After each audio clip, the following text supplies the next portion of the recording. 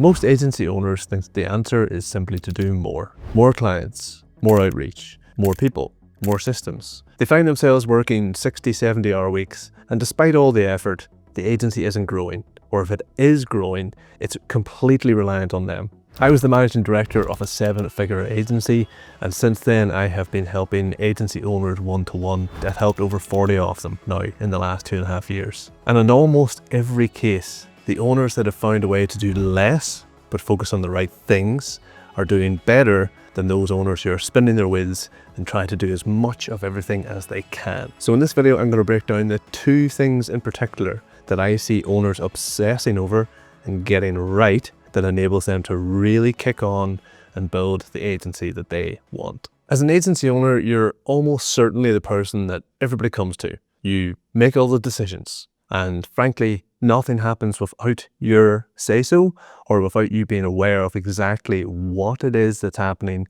and when it's going to happen. One client for me always comes to mind. They built an agency up. They were doing just over 100K a month in revenue, and they had built up a team around them. The problem was that everything was reliant on them. It was chaotic, it was stressful, and I can't really imagine it was a particularly great place to work. The owner themselves is really questioning how much longer they can keep doing this. It became abundantly clear within about 10 minutes of speaking to this person that they needed to focus on the 2 key things. 1, themselves, and 2, their existing clients. They did not have a system for how they functioned within their own business. As is usually the case, I like to start with the owner because everything else, to my mind, is really downstream from that person. In this case, we worked very closely with the owner to get them to a better place within the first 30 to 60 days. On the other side then, we have clients. What we did was transform how the owner operates and then transform how the agency serves its clients. It gives the owner the clarity they need to go ahead and run the business and aim to grow it.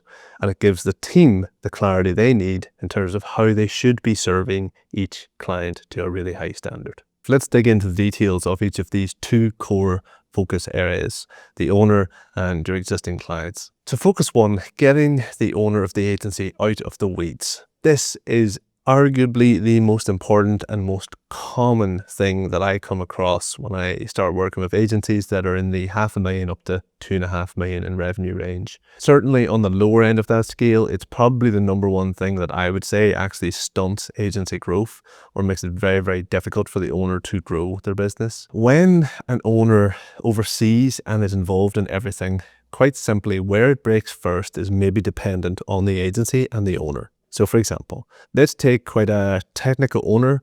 Let's say their background is actually in something like web design and development. They, for all their life to date professionally, have been crafting websites, building apps and platforms. They're not a business operator. And beyond that, they've never done a bit of marketing or sales for themselves in their life. They're just so good at doing their thing that the referrals keep coming. So the owner in that scenario can get the business to a certain point. There's going to come a point where they have to stop just being a designer or a developer and become a CEO. And that for a lot of people is a big, big move. So in that scenario, it might be that where you see cracks first is on the client management piece, because this person really doesn't have any interest in being an account management or an account director style character, or it could be on the pipeline side, because this person has no interest in finding out how to put leads into the pipeline, nurture them, and make sure that they've got a constant flow of new opportunities. So where the business cracks first is largely dependent on the owner and their characteristics. In any case, the cost of not sorting this out is that the agency slows down, stagnates, or maybe even starts to decline. And just to be super clear, the shift that I suggest probably has to occur is the owner moving from a place of expertise or craftsmanship into a place of operations or leadership. If that's not for them and they have no interest in doing that whatsoever, then they obviously have to find the person that can step in and maybe function like an MD or a COO or whatever the title might be. When they're out of the weeds and out of the day-to-day, really we can decide what shape the agency takes and what model is put in place for it to function without the owner or without having a layer of reliance on the owner being in it. All of a sudden, the owner's week looks very different as well. They are not involved in actually the doing of the work. They're focused solely on a couple of key things, which one is probably the financial or administrative piece on the side, and then The other piece is obviously growing the agency to the shape and size that they want it to be. So if you're wondering, where do you start with this? The first place I would start is quite simply being very honest with yourself about where your time is going as an owner. That seems so foreign to so many owners because simply they generally don't track their time. They're the owner, right? I don't have to track my time. Well, you can get away with that for a while. My recommendation is that you do this to learn about your own tendencies, you understand where your own time is going, and figure out, again, where the opportunities are. If I told you, for example, that you were spending 15 hours on something every week, would you keep doing it knowing that it's 15 hours? Think of the wonderful things you could do both in the office and in your own personal life with 15 hours a week. And by the way, that's not that crazy of a number. I will quite often do this exercise with owners where we find out that they're spending 10, 15, 20 hours on things that frankly are not that important. It's asking the question, well, what ideally would I be doing? With this amount of time that I put into these tasks every week or every month, what am I going to keep the same? What am I going to take away? And what am I going to replace it with? There's one false belief or myth that I think keeps owners in the weeds of their business, is that if they step out, it's not going to function the way it should, and it's not going to be done to the standards that they expect of their own agency. Here's the reality with that. Nobody's ever going to care as much about your agency as you do. And as a consequence of that, I don't think you can expect certain things to be done to the same standard that you as an individual, as a one-person business, would have done them. On the flip side though, I would argue that the whole point of you stepping out of the business is to give yourself the opportunity to put people who are even better at specific things in place of you. So my challenge to that myth is that, simply put, if you build out your team in the right way, you'll find yourself doing things at an even higher standard when it's not just you doing it. Okay, so well done. As an owner, you've extracted yourself from the weeds. You're no longer in the day-to-day. You have more time than ever, but you've realized that the answer to your growth problems actually isn't winning new business now. It's doing more with your existing clients and making sure you retain those clients and then really help them kick on by being a really strong partner of theirs. So how do we figure out what to do with our existing clients? Focus area 2 then is fixing your retention issues before bringing new business in the door. A simple way to think about this that I often use with clients is, if you have, let's say, 10 clients, they pay you $5,000 a month to do whatever it is you do for them. So your monthly recurring revenue is 50 grand. If you enter a new calendar year with those 10 clients at 5K a month, the easiest way for you to grow the business is retain those 10 clients and add, let's say, 2 or 3 more. You'll grow the business by around about 15 to 20%. Let's say you retain those 10 original clients and are able to upsell a couple of them, you might add another 10 or 15% of revenue. What becomes very difficult is if you lose 3 or 4 of those clients, all of a sudden your revenue's down 30, 40%. Now you need to add the same number of clients again. So you need to win 6, 7, 8 clients to get you to the same growth levels you would have experienced if you'd probably put more time into retention. It's a very simple math problem. It's much tougher to grow an agency if you can't retain your existing clients. Beyond that, think about the lifetime value of your client. The amount of revenue you can generate from one great long-term partner at a slightly lower monthly revenue than you might prefer or expect is significantly higher than a client that just does a quick 3 to 6 month burst of lots of activity and generates high numbers in terms of revenue. Beyond all that, owners that struggle with retention find themselves in this constant battle to keep revenue to a certain number. Every year, every quarter will be the same. I have to win new business. I have to win new business. And you end up winning new revenue to simply pay salaries and cover costs. Profitability stagnates even before revenue does. There can often be quite a stark contrast between agencies that have solid retention and those that struggle to retain their clients. So what does that mean? And I'm not just talking about the owner specifically now. Let's think about the team even, for example. The team who works on a client that they've had a partnership with for 3-4 years, A, has built a great relationship with people on their business, which can be quite fulfilling and rewarding, and B, has started to see the actual return on the energy and the effort they've put into that account. They truly become like a partner, and that can be very rewarding on a personal level if you can see the outcome of all the years' work you've put into that account.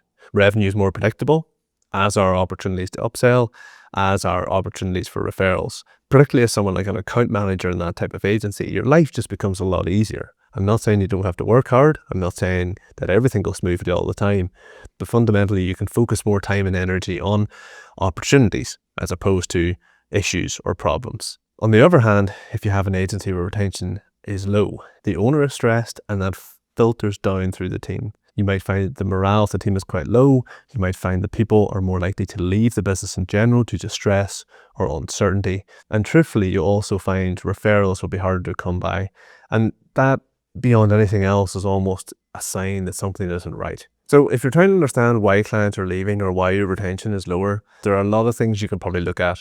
The first thing I would do is install some form of client health tracker or some system to give you a sense how well each client is doing in relation to key things or key criteria that are important to your agency. So let's take a look at an example of this. Here is a very simple template that allows you to track certain criteria relating to clients. Basically what we're trying to do here is create a score or a value that you can assign to each client. The aim is to get a very clear picture for yourself internally as to which clients are valuable and which clients are not so valuable, or which clients are at risk of churn versus those that might be primed and ready for an upsell opportunity or a conversation about a longer term partnership. The main reason we do this is to understand that existing revenue is not the be all and end all.